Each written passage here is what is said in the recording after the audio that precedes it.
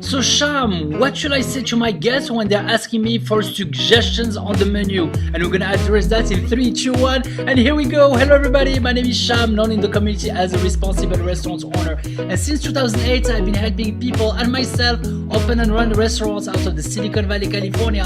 And I now help people do that all over the world. Now, lots of guests will come to you if you're a manager, if you're on the floor and handling the guest experience, and they're gonna ask you, can you please make a suggestion? And if they do ask you that, well, you are very lucky because they're literally trusting your expertise. The best way to answer a question is also to ask yourself a couple of questions to your guests to make sure that you got it right.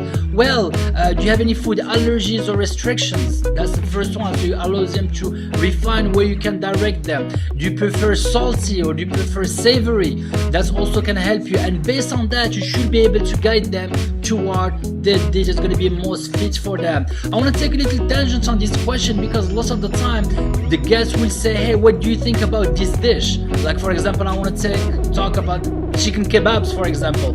What do you think about it?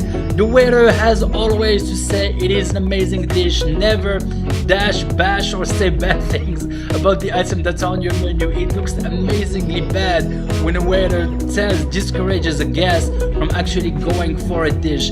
If you're a waiter, if you're somebody working on the floor and you know for a fact that some of the dishes are not working well inside the restaurant, please have the courage, the honesty to go to your floor manager, to the owner, the person responsible for making the final decision, and tell them, boss, I have been working with you for such amounts of time. Out of 8 times this dish is coming out, 7 times out of 8 people are not liking it.